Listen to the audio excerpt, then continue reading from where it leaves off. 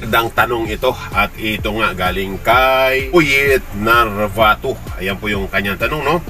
Magandang araw po sa iyo, Sir Idol. Tanong ko lang po, hanggang saan po ba ang violation para maibigyan ng sanksyon ang isang guard ng RTO? At ang client po ba, Idol, ang nagbibigay ng sanksyon regarding sa RTO? Salamat po, sir. Napakagandang tanong ito galing kay Buyet Narvato.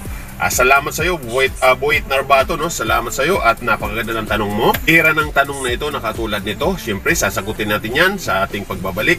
Dito lang yan sa ating channel, Kuya Isko Official, at ang ating isang channel, Gwapong Bihero TV, at yung ating Facebook nga na kung saan running 19,000 na, Lars Francisco. At siyempre, at gusto ko lang pasuportahan din yung channel ni Angelic Magsino na kung saan araw-araw po ngayon nagla-live yan hanggang December dahil siya po ay may GLS at tayo po ay isang sponsor dyan. At salamat Angelic Magsino sa pag-play mo sa ating mga videong upload. So ganun pa man, sasagutin na natin itong tanong ni Buyet Narvato na kung saan, hanggang saan nga daw ba ang violation? Isang security guard para ma-RTO or ang kliyente daw ba ang magbibigay ng RTO sa ating mga ka-5-9 para ma-RTO sila? Okay. Depende sa situation. Unang-una kong sasabihin, depende sa situation, kapatid. Depende kasi yan sa kaso mo. So, walang hanggang saan yan. Walang hanggang saan. So, nakadepende yan sa kung gaano ba kabigat yung nagawa mong problema or pagkakamali. Doon nakabase yan. So, mayroon kasing pagkakamali na kung saan one time ka lang magkamali is RTO ka na. So mayroon namang pagkakamali na kung saan talagang katulad nung panahon ko is mayroon akong tinatawag na tatlong pagkakataon na kung saan pagbibigyan ka ng 3 bisis na pagkakataon. Yun yung tamang proseso pag magaan lang yung kaso mo.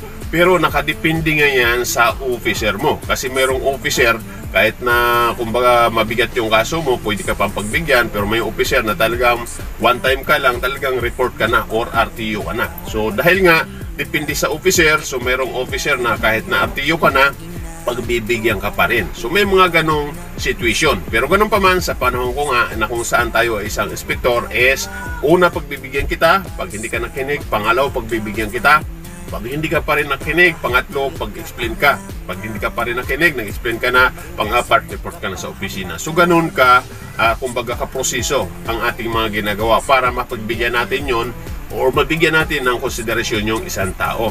So ngayon, kung halimbawa mabigat talaga yung kaso niya, tulad ng mga pagnanakaw na yan, is wala na pong kumbaga wala nang pagbibigay na pagkakataon niyan, kundi automatic report po yan sa opisina. Katulad ng mga harassment ganyan, so report na po yan sa opisina. So ang sinasabi natin na pinagbibigyan namin, yung mga sleeping on post or mga late na sa pagpasok, mga ganyan, pinagbibigyan pa yan. Pero kung halimbawa isa pa, umaabot pa sa ilang bisis pag talagang hindi ka masyadong kumbaga pinagbibigyan ka masyado ng iyong company or ng kliyente.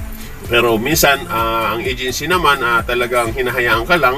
Minsan naman yun naman ang kliyente ang nagpapa-RTO sa iyo. Dalawa po yan. Dalawa po ang pupwedeng magpa-RTO sa iyo. Either yung security agency dahil mayroon kang mga kumbaga nalabag or mga problema mo or mga kaso mo, or either yung kliyente na kung saan sila nakakapansin sa'yo, nireport ka sa agency, ayaw na nila sa'yo. So, depende po yun sa situation kasi mayroon namang mga kliyente na walang pakialam sa gwardiya, na kung saan basta may gwardiya sila dyan, sige lang ng sige. Pero may karamihan ng kliyente is naka-observe or naka-patnubay sa iyo. Kaya nakikita nila kung ano yung iyong mga ginagawa or tama man yan o mali. Kaya pag mali, automatic RTO ka. Ganun ang ibang mga kliyente.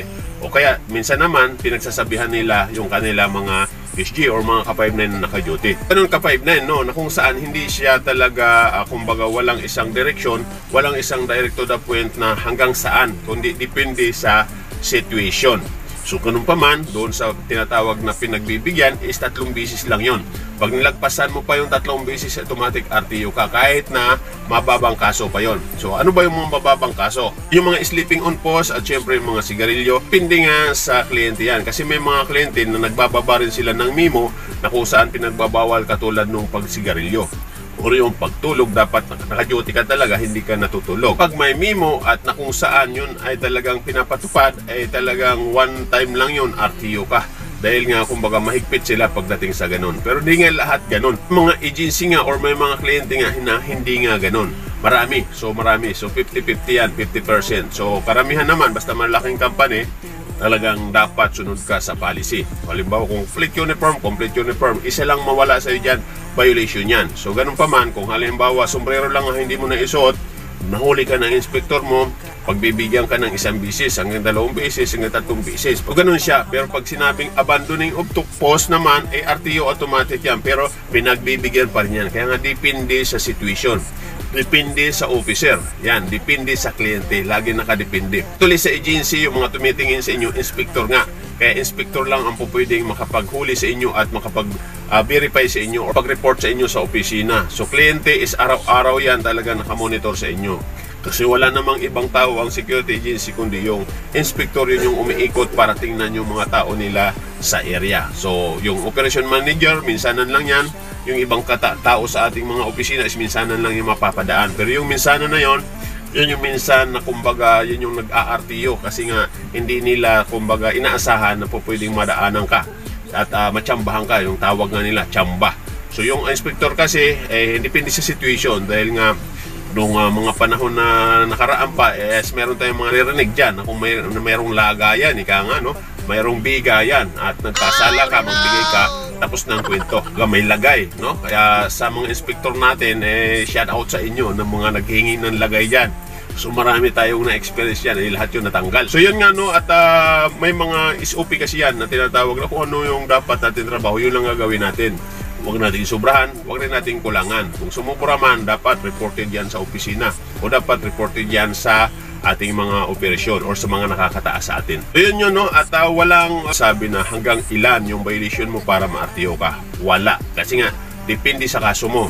Depende sa situation. Depende sa boss mo. Depende sa officer mo. So nakadepende lang yan. Kasi kung ako officer, ay kung halimbawa minsan kita na tiyempuhan, RTO ka kaagad, depende sa kaso mo. Pero pwede rin mabigat ang kaso mo, ako yun ang katiyempo sa'yo, pwede rin pagbigyan kita. Huwag mo nang ulitin sa susunod pero mabigat yun ang kaso mo. Sa kaso, nakadepende yan sa situation. Hindi siya talaga kumbaga nakadirect na, nakadalawa na ako, pangatlo, baka pag-reportin na ako. Depende pa yan.